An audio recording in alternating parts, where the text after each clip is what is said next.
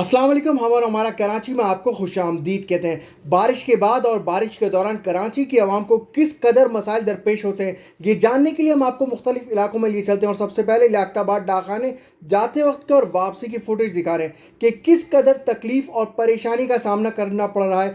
यहाँ Liaquatabad super market में आई आवाम ईद उल अज़हा के सामान की खरीदारी के दौरान सफ़र में दर्दनाक और मुख्तलिफ मसाइल का शिकार है और घुटनों तक पानी भरा हुआ है। ट्रैफिक की ख़राब सूरत हाल का सामने है और अगर बाइक या गाड़ी ख़राब हो जाए तो फैमिली के हमरा मज़ीद परेशानी। और ये रोना सालों पुराना है और हर साल का है, मगर फ़र्क नहीं पड़ता कि गरीब आवाम किस कदर माली और साथ साथ जहनी परेशानियों में मुब्तला है और ना ही नमाज पढ़ सकती है। और साथ ये video footage water pump Gulberg Chowrangi जाने वाले और आने वाले रोड के यहाँ भी मिली जुली सूरत हाल है। और साथ ही ये देखिए रोड पर दुकानदारों ने साजो सामान रख दिया है।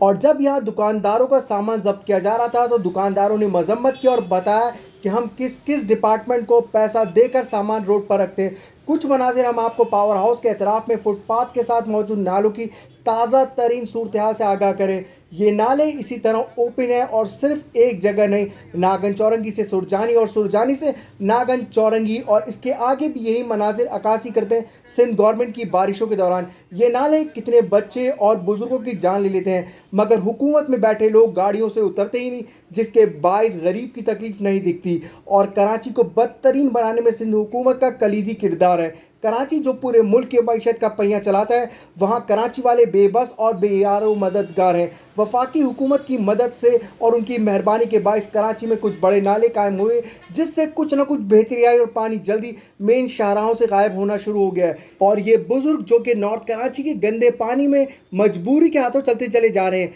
वरना कौन चाहेगा गंदे पानी से जाना, लेकिन घर का रास्ता ही इसी शाहराह से आए तो क्या कर सकते हैं। हाय शहर कराची की किस्मत। ये नॉर्थ कराची 5D जामा मस्जिद हनफिया के साथ मुल्का रोड है, जहां गलाजत भी देखी जा सकती है। और यहाँ सिंध सॉलिड वेस्ट मैनेजमेंट का भी किरदार आता है कि छोटे और पसमानदा एरियाज में से कचरा उठाया जाए। और Sindh solid waste management Karachi के सातों ज़िला में मौजूद है और अपनी सर्विसेज फराहम कर रहा है, मगर उसके बावजूद भी कुछ एरियाज अब तक नज़रों से ओझल हैं। और कराची में मुख्तलिफ खूबसूरत बेहतरीन AC वाली बसें कंफर्टेबल सफ़र के लिए तो आ गई है, मगर कराची के रोड और इंफ्रास्ट्रक्चर पर बिल्कुल भी काम नहीं हुआ। चाहे इसमें शेर शाह, जहांगीर रोड और साइड एरिया जैसे एरिया सरे फहरिस्त हैं।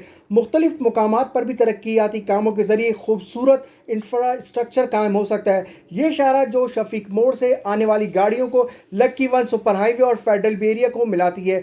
ये रोड पर बारिश के बाद हमेशा ऐसी सूरत हाल पाई गई है। पहले भी वीडियो बनाई गई, मगर कुछ फ़र्क नहीं पड़ता। और कराची वाले जितना टैक्स देते हैं, काश ये पैसा कराची की अराजी पर लगे। छोटे छोटे गलियां और रोड्स इलेक्शन के दौरान जो बनाए जाते हैं, अगर पूरे साल बनाए जाएं तो कराची एक मिसाल बन जाएगा। इसी के साथ दोस्तों, चैनल पे नए तो सब्सक्राइब करना नहीं भूलिएगा। फॉलो करें हमारे फेसबुक पेज हम और हमारा कराची को। और ईद उल अज़हा आप सबको बहुत बहुत मुबारक। अस्सलाम वालेकुम।